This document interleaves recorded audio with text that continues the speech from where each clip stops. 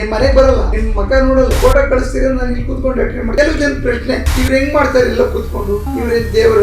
ಏನು ಗೊತ್ತಿಲ್ಲದ ವ್ಯಕ್ತಿಗಳು ಇವೆಲ್ಲ ದುಡ್ಡುಗೋಸ್ಕರ ನನ್ ಕೂಲಿ ಅಷ್ಟು ಬಿಟ್ಟು ನಾನು ಜಾಸ್ತಿ ನಾಳೆ ಹೇಳಿದ್ರಿ ಗುರುಜಿ, ಅಂದ್ರೆ ಈ ನೆಗೆಟಿವ್ ಎನರ್ಜಿಗಳನ್ನ ಹೋಗ್ಲಾಡ್ಸೋಂತ ಸಂದರ್ಭದಲ್ಲಿ ನೀವು ತುಂಬಾ ಚಾಲೆಂಜಸ್ ನ ಫೇಸ್ ಮಾಡ್ಬೇಕಾಗುತ್ತೆ. ಅಂದ್ರೆ ಕೆಲವೊಂದು ಟೈಮು ನಿಮ್ ಜೀವಕ್ಕೂ ಕೂಡ ಅಪಾಯ ಇರುತ್ತೆ. ಸವಾಲ್ನ ಹೆಂಗೆ ಎದುರಿಸ್ತೀರಾ ಅಂತ. ನಮಗೆ ತೊಂದ್ರೆ ಅದು ನಮ್ಮ ಹಿಂದೆನೆ ಬಿದ್ದಿರ್ತದೆ. ಯಾಕಂದ್ರೆ ಅದನ್ನೆಲ್ಲ ನಾವು ಇದು ಮಾಡಕ್ಕ ನಾವೇನ್ ಸಿದ್ಧಿ ಮಾಡ್ಕೊಂಡಿರ್ತೀವಿ ಶಕ್ತಿ, ಈ ಶಕ್ತಿಗಳನ್ನ ಪಕ್ಕದಲ್ಲಿ ಮುಡಿಸ್ಕೊಂಡು ನಾವು ಇದನ್ನ ಅವಾಯ್ಡ್ ಮಾಡಿ. ಯಾಕಂದ್ರೆ ಈ ಶಕ್ತಿಗಳಿಲ್ಲ ಅಂತಂದ್ರೆ ನಾವು ಒಂದ್ ಆತ್ಮ ಕೂಡ ಅಲ್ಲಾಡ್ಸಕ್ಕ. ನಿಮ್ ಮನೆಗೆ ಬರಲ್ಲ, ನಿಮ್ ಮಕ್ಕ ನೋಡಲ್ಲ, ಫೋಟೋ ಕಳಿಸ್ತೀರ ನಾನು ಇಲ್ಲಿ ಕೂತ್ಕೊಂಡು ಅಟೆಂಡ್ ಮಾಡ್ತೀನಿ. ಕೆಲವು ಜನ ಪ್ರಶ್ನೆ, ಇವ್ರು ಹೆಂಗ್ ಮಾಡ್ತಾರೆ ಎಲ್ಲ ಕೂತ್ಕೊಂಡು, ಇವ್ರೇನ್ ದೇವ್ರ? ನಾನು ತಲೆ ಕೆಡಿಸ್ಕೊಳ್ಳಲ್ಲ. ಕೆಲಸ ಮಾಡಿದವನು ಗೊತ್ತು, ಕೆಲಸ ಮಾಡಿಸ್ಕೊಂಡ್ರವ್ರು ಗೊತ್ತು, ಅವ್ರು ಚೆನ್ನಾಗಿರೋರು ಇವತ್ತು ನನಗೆ ಬಹಳಷ್ಟು ಅಪ್ರಿಶಿಯೇಟ್ ಮಾಡ್ತಾರೆ.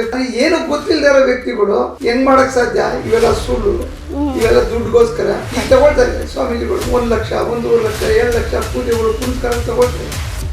ನಾವು ಆತರ ಯಾವತ್ತು ಯಾರನ್ನು ಕೇಳಲ್ಲ. ಅದಕ್ಕೆ ಏನ್ ನಾನು ತಗೊಳ್ತಿದ್ರೆ ನನ್ನ ಕೂಲಿ ಅಷ್ಟು ಬಿಟ್ಟು ನಾನು ಜಾಸ್ತಿ ಮಾತಾಡಲ್ಲ.